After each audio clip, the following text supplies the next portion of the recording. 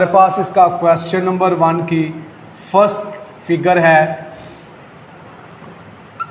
Figure है और इसमें हमने फाइंड करना है मेजर एंगल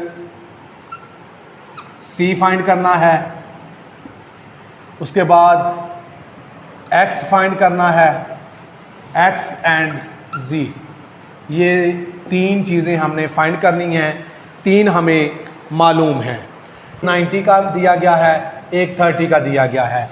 तो सबसे पहले हम इसको क्या का हमारे पास हम मेजर एंगल सी को फाइंड करते हैं। तो मेजर एंगल सी हमारे पास आएगा, ये बी हमें मालूम है 90 डिग्री का और ए मालूम है 30 डिग्री का।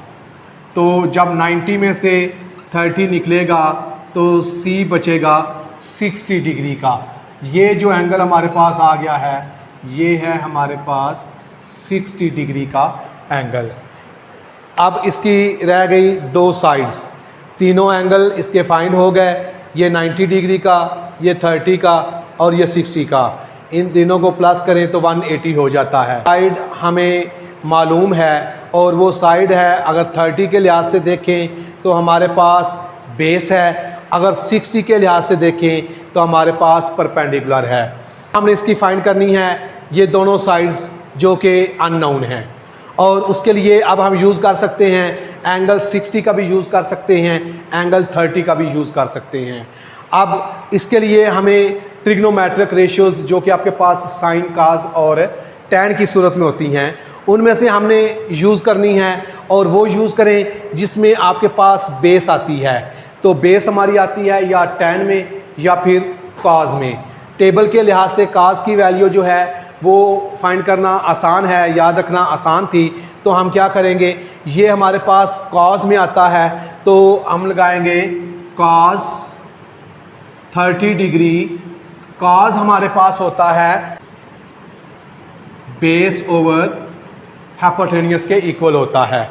तो क्या आएगा, कॉज 30 की वैल्यू हमें मालूम है। कॉज 30 की वैल्यू होती है स्क्वायर रूट 3/2 और बेस भी हमें मालूम है 4 सेंटीमीटर, और हाइपोटेन्यूस हमें मालूम नहीं है, उसको हम उसी तरह लिख लेंगे जी। तो क्या आएगा, हम इसकी क्रॉस मल्टीप्लिकेशन करते हैं तो ये क्या आ जाएगा, ये स्क्वायर रूट 3 और जी इधर आकर मल्टीप्लाई होगा तो जी, ये 2 उधर जाकर मल्टीप्लाई होगा तो 8। अब ये इधर मल्टीप्लाई हो रहा है, राइट हैंड साइड पर जाकर डिवाइड हो जाएगा, तो हमारे पास आ जाएगा z इज इक्वल टू 8/√3। ये हमें मालूम हो गया कि z जो है वो हमारा 8/√3। अब क्या आएगा जी, हमारा रह गया परपेंडिकुलर।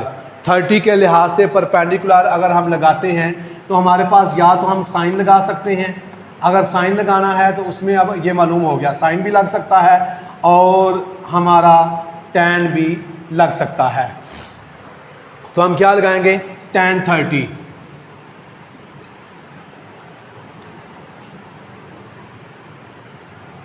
टैन 30 हमारे पास होता है परपेंडिकुलर ओवर बेस, तो क्या आएगा x/4, और टैन 30 की वैल्यू हमारे पास निकलती है 30 की वैल्यू निकलती है 1/√3 और ये x/4।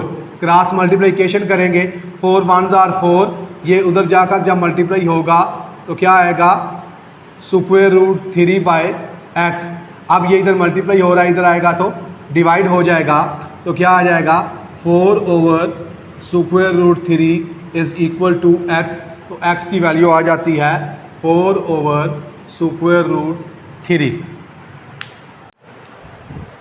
जी स्टूडेंट्स, 6.5 क्वेश्चन नंबर 1 की सेकंड फिगर है आपके पास, और यहाँ भी हमें दिया गया है कि ये 45 डिग्री का है और ये एंगल 90 डिग्री का है। मेजर एंगल सी इसका भी हमने फाइंड करना है। तो मेजर एंगल सी फाइंड करना है, मेजर एंगल सी फाइंड करना है, जी फाइंड करना है और एक्स फाइंड करना है। तो सबसे पहले मेजर एंगल सी फाइंड करते हैं। तो मेजर एंगल सी क्या होता है, 90 में से जो दूसरा मालूम एंगल है उसको माइनस कर देते हैं। 90 degree minus 45 degree is equal to 45 degree, यानी कि सी बी 45 डिग्री का ही होगा। अब हमने फाइंड करना है इसका ये बेस और हाइपोटेनियस। तो बेस के लिए हमें क्या लगाना पड़ेगा, ये मालूम है हमारे परपेंडिकुलर, और परपेंडिकुलर हमारा आता है या tan में या फिर आता है हमारा साइन में। तो हम क्या करेंगे, sine 45 degree is equal to, sine होता है आपका परपेंडिकुलर ओवर हाइपोटेनियस के। तो क्या आएगा, परपेंडिकुलर में आपका लिखा हुआ है y ओवर हाइपोटेनियस z। तो इसमें साइन 45 की वैल्यू होती है 1 ओवर स्क्वायर रूट 2, y की वैल्यू मालूम है स्क्वायर रूट 3 ओवर z। तो क्या आएगा, क्रॉस मल्टीप्लिकेशन आएगी, ये z इधर मल्टीप्लाई होगा तो 1 के साथ आकर z हो जाएगा, ये उधर जाकर मल्टीप्लाई होगा square root 3 multiply square root 2। तो ये स्क्वायर रूट की प्रॉपर्टी है कि जब ये मल्टीप्लाई हो रहे हूँ और हम दोनों डिजिट को एक स्क्वायर रूट के नीचे लिख देते हैं तो ये आ जाएगा 3 2s are 6। तो z की वैल्यू हमारे पास आ गई √6। हमने फाइंड करना है बेस। तो बेस में आपका tan भी आ जाता है और cos भी आ जाता है। तो आपकी मर्ज़ी है कि आप tan लगाते हैं या cos लगाते हैं। tan 45 degree is equal to tan होता है परपेंडिकुलर ओवर बेस। तो क्या आएगा, y ओवर x। तो tan 45 की वैल्यू होती है 1 और y की वैल्यू हमें मालूम है स्क्वायर रूट 3 और x हमने फाइंड करना है। तो ये x इधर डिवाइड हो रहा है, इधर आएगा लेफ्ट हैंड साइड में तो मल्टीप्लाई होगा, x is equal to square root 3। तो ये x की वैल्यू निकली square root 3। Students, question number 1 का थर्ड पार्ट है जिसकी फिगर आपके सामने बनी हुई है। Angle a, major angle a और y फाइंड करना है और उसके साथ x फाइंड करना है। ये 3 साइड्स आपने 3 पार्ट इसके फाइंड करने हैं ट्रायंगल के। 3 हमें मालूम है और 3 ना मालूम है। तो क्या आएगा, सबसे पहले मेजर एंगल ए फाइंड करते हैं। जिस तरह मेजर एंगल सी फाइंड करते थे, हमें बी पर 90 का एंगल है और सी पर 60 का एंगल है। 90 में से 60 निकाल देंगे तो ए आपके पास 30 डिग्री का बच जाएगा। तो ये ए आपके पास 30 डिग्री आ जाएगा।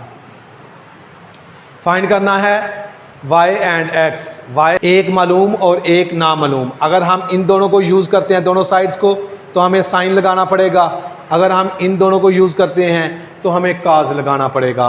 तो क्या आएगा जी, हम लगाते हैं cos लगाते हैं। क्या आएगा, cos 60 degree is equal to, cos होता है base over hypotenuse z, base over hypotenuse. तो cos 60 की वैल्यू होती है 1/2, x ओवर z की वैल्यू हमें दी गई है 2। ये इधर डिवाइड हो रहा है, इधर आएगा तो मल्टीप्लाई होगा, ये 2/2 इज़ इक्वल टू x। ये जब कटेगा तो x इज़ इक्वल टू 1 आ जाएगा। x की वैल्यू 1 सेंटीमीटर, x की वैल्यू 1 सेंटीमीटर। अब आप चाहे tan लगाएं या साइन लगाएं, वैल्यू y की निकल आएगी। तो हम लगा लेते हैं sine. Sine 60 degree is equal to, sine 60 में क्या आएगा, y perpendicular over hypotenuse. Sine 60 की वैल्यू होती है √3/2 इज़ इक्वल टू, y हमने फाइंड करना है और z की वैल्यू हमें मालूम है। तो y मालूम करना है, y को इधर ही रहने दें। ये इधर डिवाइड हो रहा है, इधर आएगा तो मल्टीप्लाई हो जाएगा। 2 मल्टीप्लाई स्क्वायर रूट 2 बाय ये वाला 2 इज़ इक्वल टू y। ये 2 से कट जाएगा, y is equal to square root of 2। तो y की वैल्यू आ गई square root of 3 centimetre. Square root of 3 centimetre. इसमें भी वही चीज़ें फाइंड करनी हैं, हमें 2 एंगल और एक साइड मालूम है, जबकि एक एंगल और 2 साइड्स हमने फाइंड करनी है। तो क्या आएगा, पहले हम मेजर एंगल सी फाइंड करते हैं। फाइंड इसमें भी वही है, मेजर एंगल सी है, एक्स है एंड जी है, इन तीनों को हमने फाइंड करना है। तो मेजर एंगल सी हम फाइंड करेंगे। पहले मेजर एंगल सी वही हमें 90 दिया गया है, 90 में से जो सेकंड जो नाउन एंगल है उसको माइनस कर देंगे तो आपके पास थर्ड वाला एंगल आ जाएगा। तो थर्ड वाला एंगल क्या है आपके पास, सी बी 45 डिग्री आएगा। उसके बाद तीनों एंगल फाइंड हो गए। अब हमें फाइंड करना है परपेंडिकुलर और हाइपोटेन्यूस। तो क्योंकि एक नाउन और एक अननोन वैल्यू आएगी तो वैल्यू फाइंड होगी, अगर दोनों अननोन आएंगी तो वैल्यू फाइंड करना थोड़ा सा मुश्किल हो जाता है। तो क्या करेंगे, हम z को फाइंड करेंगे। तो z को फाइंड करने के लिए फिर हमें क्या लगाना पड़ेगा, cos लगाना पड़ेगा। तो cos आएगा, cos 45 degree is equal to क्या होता है, base over hypotenuse y over z, और cos 45 की वैल्यू होती है 1 ओवर स्क्वायर रूट 2। y की वैल्यू हमें मालूम है 4 सेंटीमीटर और z हमने फाइंड करना है। तो क्या होगा, क्रॉस मल्टीप्लिकेशन करेंगे तो क्या आएगा हमारे पास, ये z इधर आकर मल्टीप्लाई होगा 1 के साथ और ये स्क्वायर रूट 2 उधर मल्टीप्लाई होगा तो 4 स्क्वायर रूट 2 आ जाएगा। z की वैल्यू आपके पास 4 स्क्वायर रूट 2 सेंटीमीटर आ जाएगी। अब हमने x फाइंड करना है तो हमें दोनों साइड्स मालूम हैं, हाइपोटेन्यूस भी है और बेस भी है। अब हम tan भी लगा सकते हैं और sin भी लगा सकते हैं। तो tan लगाकर निकाल लेते हैं। tan 45 degree is equal to, tan होता है परपेंडिकुलर ओवर बेस, तो tan की वैल्यू होती है 1, tan 45 की वैल्यू होती है 1 और x ओवर 4, ये इधर डिवाइड हो रहा है, लेफ्ट हैंड साइड पर आकर मल्टीप्लाई हो जाएगा।